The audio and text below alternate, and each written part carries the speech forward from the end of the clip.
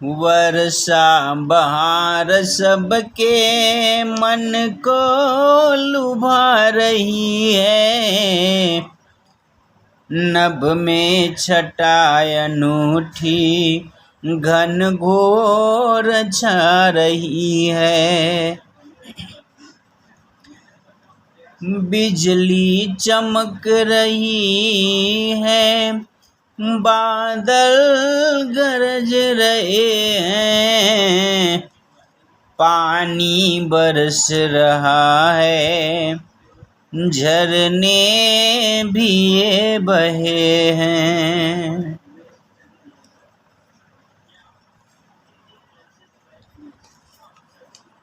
चलती हवा है ठंडी, हिलती है डालियां सब, बागों में गीत सुंदर गाती है मालिनियां।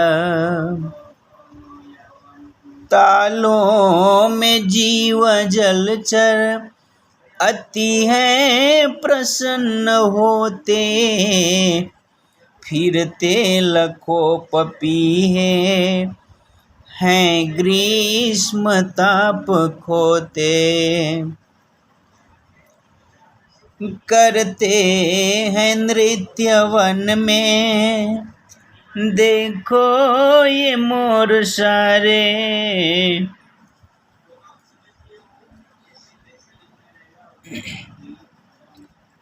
करते हैं नृत्य वन में, देखो ये मोर सारे, मेंढक लुभा रहे हैं गाकर सुगीत प्यारे।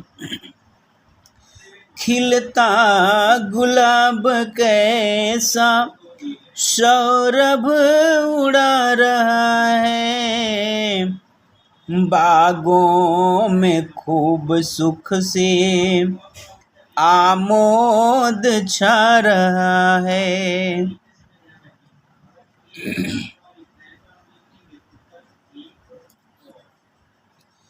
चलते हैं हंस कहीं पर, बांधे कतार सुंदर, गाते हैं गीत कैसे लेते किसान मन है। इस भांति है अनोखी वर्षा बहार भूपर, सारे जगत की शोभा निर्भर है इसके ऊपर, निर्भर है इसके ऊपर।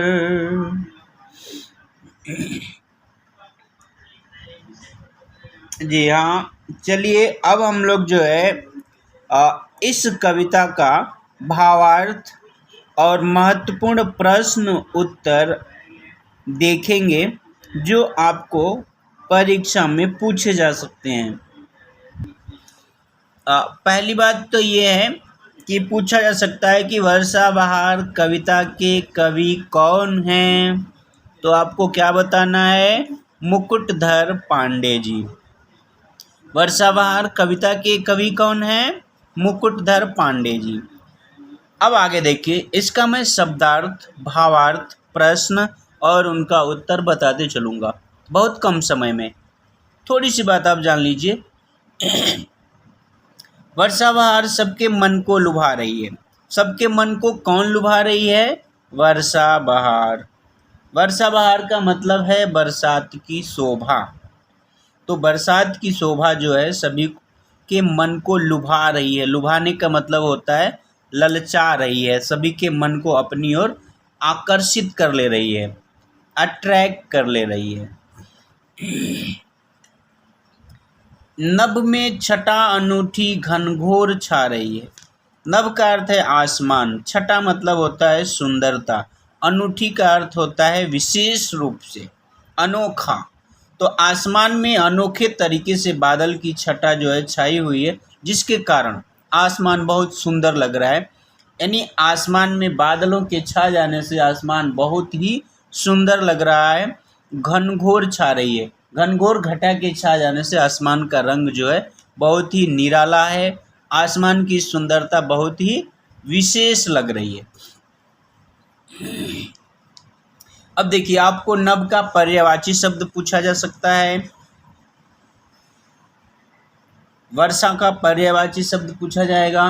तो वर्षा का पर्यायवाची शब्द होगा बरसात, बारिश। नभ का आसमान, गगन, अंबर, आकाश आदि। देखिए आगे बढ़ते हैं। बिजली चमक रही है, बादल गरज रहे हैं।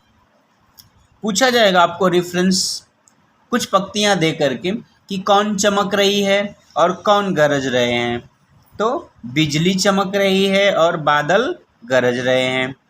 पानी बरस रहा है, झरने भी ये बहे हैं। देखिए आपको यहाँ पे झरने बहते हुए दिख रहे हैं। तो जब बारिश होती है तो पहाड़ी से होते हुए पानी जो है नीचे की ओर बहते हुए आता है। तो ये है झरने जो बह रहे हैं। चलती हवा है ठंडी, हिलती हैं डालियाँ सब। ठंडी ठंडी हवा चल रही है और पेड़ों की सभी डालियाँ जो है हिल रही हैं। बागों में गीत सुंदर गाती हैं मालिनी। अब मालिनी जो है अपने बगीचे में सुंदर गीत गा रही हैं, क्योंकि उनको राहत मिली है।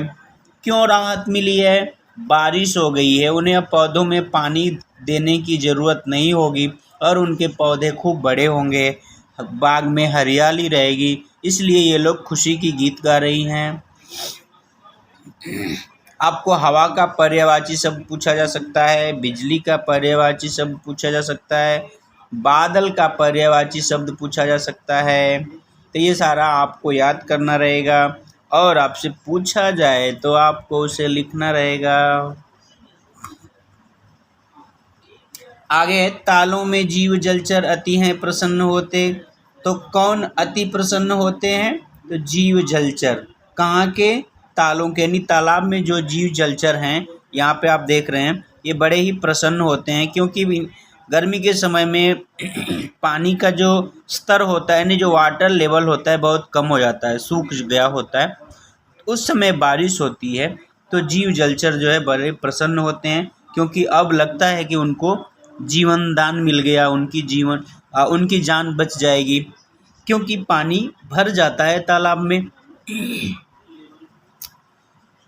फिरते लाखों पपीहे हैं ग्रीष्म ताप खोते। और कह रहे हैं कि लाखों पपीहे इधर उधर घूम रहे हैं। क्यों? क्योंकि उनको गर्मी से राहत मिल गई है। ग्रीष्म ताप खोते, गर्मी से राहत पाकर वो इधर उधर विचरण करते हैं, प्रसन्नता से इधर उधर घूम रहे होते हैं। करते हैं नृत्य वन में, देखो ये मोर सारे।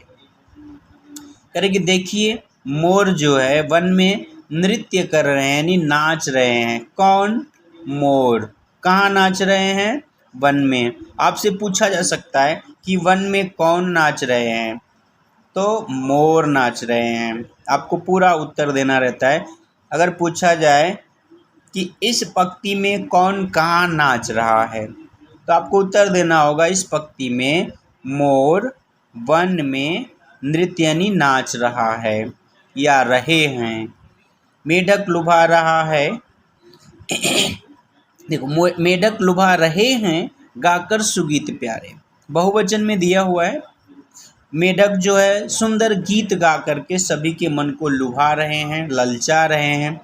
अब इन पंक्तियों से तालाब का आपसे पर्यायवाची शब्द पूछा जा सकता है, नृत्य का पूछा जा सकता है, वन का पर्यायवाची शब्द पूछा जा सकता है, मोर का पर्यायवाची शब्द पूछा जा सकता है। तो ये इनका उत्तर आपको लिखना रहेगा। और हमने एक और वीडियो है जिसमें इसके बहुत सारे इनके प्रश्न और उत्तर बताए हैं, तो अगर आप उसे भी देखें तो अच्छा रहेगा। आगे है, खिलता गुलाब कैसा सौरभ उड़ा रहा है, बागों में खूब सुख से आमोद छा रहा है। कवि कह रहे हैं कि देखिए, बागों में खूब सुख से आमोद छा रहा है। आमोद मतलब होते ही प्रसन्नता। तो तो बागों में यानी बाग बगीचे में, फुलवारी में, गार्डन में प्रसन्नता क्यों छा रही है? क्योंकि गुलाब खिलते हुए अपना सौरभ यानी सुगंध उड़ा रहा है। तो बगीचे में जब हम जाएंगे और वहाँ बहुत खुशबू होगी, तो उस खुशबू भरी हवा में सांस लेंगे तो हम प्रसन्न होंगे ना, कहेंगे ना वाह कितनी अच्छी हवा आ रही, कितनी अच्छी खुशबू है, और उसमें सांस लेकर के हम प्रसन्न होते हैं और वहाँ से जल्दी इधर उधर जाना नहीं चाहते हैं। आगे है चलते हैं हंस कहीं पर बांधे कतार सुंदर। कौन कतार में चलते हैं? तो हंस। हंस जो है किस प्रकार चलते हैं? तो कतार में, पंक्तिबद्ध, एक लाइन में। जैसे देखिए, एक यहाँ है, दूसरा यहाँ, तीसरा यहाँ। जब ये एक लाइन में चलते हैं तो बहुत ही अच्छे लगते हैं। और कोई भी काम, जैसे मान लीजिए आप स्टूडेंट हैं, विद्यार्थी हैं, इसीलिए आप सभी को चलने के लिए इसीलिए कहा जाता है कि आप लाइन में चलो। बार बार कहा जाता है ना कि आप सभी एक लाइन में चलें, क्योंकि ऐसा करने से क्या दिखता है, आप एक तो डिसिप्लिन में दिखते हैं और आपको देखने पर ना बड़ा अच्छा लगता है कि देखिए बच्चे जो है कितने अच्छे से पंक्ति में जा रहे हैं, लाइन से जा रहे हैं।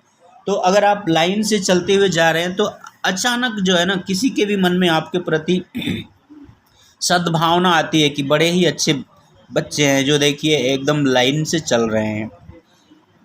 आपके प्रति अच्छी सोच आती है और आपकी छवि उनके दिल में अच्छी बन जाती है, मतलब आपकी पहचान कि बच्चे बहुत ही अच्छे हैं।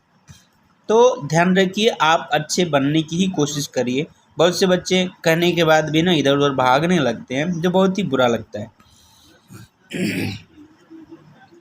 गाते हैं गीत कैसे लेते किसान मनहर। कवि कह रहे हैं कि देखिए किसान जो है गीत गा करके सभी के मन को हर लेते हैं, मतलब सभी के मन को जीत लेते हैं। कौन? किसान। किसान यानी फार्मर। उनको भी जब बारिश होती है तो बड़ी प्रसन्नता होती है, बड़े खुश होते हैं, क्योंकि उनकी खेती बाड़ी जो है ना बड़ी अच्छी हो जाती है जब एक सीमित मात्रा में, यानी बहुत ज़्यादा नहीं और बहुत कम भी नहीं, जब लगभग जितना चाहिए उसके अनुरूप बारिश होती है तो किसान भी बेचारे बड़े प्रसन्न होते हैं, क्योंकि उनकी फसल अच्छी आती है। यही अगर बारिश ज़्यादा हो जाए ना तो फसल डूब जाती है और पानी में सड़ जाती है, तो किसान लोगों का नुकसान हो जाता है। और बारिश ना पड़े तो भी किसान की फसल सूख जाती है। इसलिए अपने देश के किसान बेचारे बड़े परेशान रहते हैं, क्योंकि कई बार ऐसा हो जाता है कि उनकी फसल सूख जाती है, कई बार ऐसा होता है कि उनकी फसल सड़ जाती है, जिसमें क्या होता है कि वो जो कुछ भी इन्वेस्ट किए रहते हैं, लगाए रहते हैं ना, खाद डालते हैं यानी फर्टिलाइज़र यूज करते हैं, खेत की जुताई के लिए पैसे लगते हैं, पानी चलाने में पैसे लगते हैं और दवाओं का छिड़काव करते हैं, लेकिन बारिश होती है और उनकी फसल उसमें डूब जाती है, तो बेचारों का सारा कुछ लगाया हुआ पैसा खराब हो जाता है और 6 महीने तक वो उसी तरह झेलते रहते हैं। इसलिए किसान दुखदाई बड़े ही दुख झेलते हैं। इस भांति है अनोखी वर्षा बहार भू पर। कवि कह रहे हैं कि इस तरह वर्षा बहार जो है इस धरती पर चारों तरफ फैली हुई है, चारों तरफ हरियाली और खुशहाली है। सारे जगत की शोभा निर्भर है इसके ऊपर। पूरे संसार की सुंदरता किसके ऊपर निर्भर है? वर्षा के ऊपर, वर्षा के ऊपर, बरसात के ऊपर निर्भर है। आपसे पूछा जा सकता है कि सारे जगत की शोभा किस पर निर्भर है और क्यों, कैसे, समझा करके लिखिए। तो आपको ये सारी बातें अच्छे ढंग से समझानी होती है, क्यों, कैसे। पानी का यूजेस बताना रहता है कि पानी का उपयोग क्या है। पानी यानी बारिश नहीं होगी, बारिश नहीं होती तो क्या होता, बारिश हो गई जिससे कौन कौन प्रसन्न है।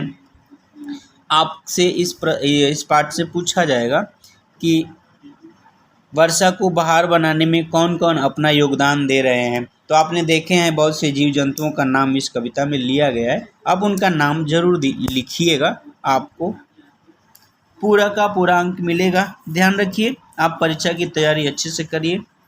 कई बार लिख करके जो है आप प्रैक्टिस कीजिए, अभ्यास कीजिए और खुद ही चेक कीजिए, जांच कीजिए अपनी, आपने जो लिखा है कितना सही है।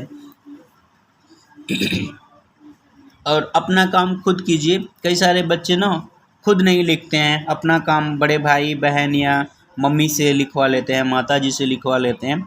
मैं आप सबसे यही निवेदन करूँगा, अगर माता जी बड़े भाई बहन सुन रहे हैं तो आप जो पढ़ रहे हैं ना उन्हीं को लिखने के लिए भले बिठाइए, आप उनके पास बैठ जाइए और बच्चे से ही लिखवाइए, आप खुद मत लिखिए।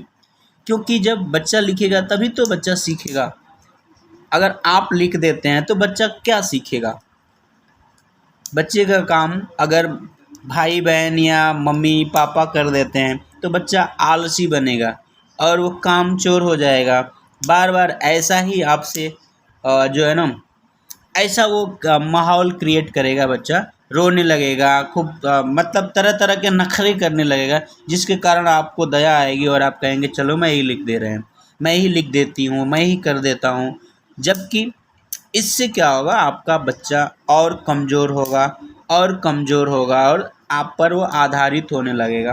तो आप एक बार सोचिए, आप अपने बच्चे को कमज़ोर बनाना चाहते हैं या सेल्फ डिपेंड आत्मनिर्भर बनाना चाहते हैं कि आपका बच्चा अपना काम खुद कर ले? आप उसके पास बैठ के कराइए, आप खुद मत करिए। ये ठीक नहीं रहेगा बच्चे के लिए। खैर, आज के लिए इतना ही। फिर हम आपके लिए कुछ अलग और अच्छे ढंग से, अनोखे ढंग से कोई भी बात लेकर हम प्रस्तुत रहेंगे। तब तक के लिए अलविदा, जय हिंद, जय हिंदी। एक बात मैं आपसे निवेदन करता हूँ, आप जहाँ भी रहें सावधान रहें, सतर्क रहें और इंसानियत बनाए रखें। इंसान से बड़ा कोई धर्म नहीं है। जियो और जीने दो। हमें ये चाहिए, हम सबका सम्मान करें, सबका आदर करें, किसी की भावनाओं को ठेस ना पहुंचाएं, हमारे जीवन से किसी को कोई कष्ट ना हो। हमें इस बात का हर समय ध्यान रखना चाहिए, यही इंसानियत है। अच्छा, धन्यवाद। जय हिंद, जय हिंदी।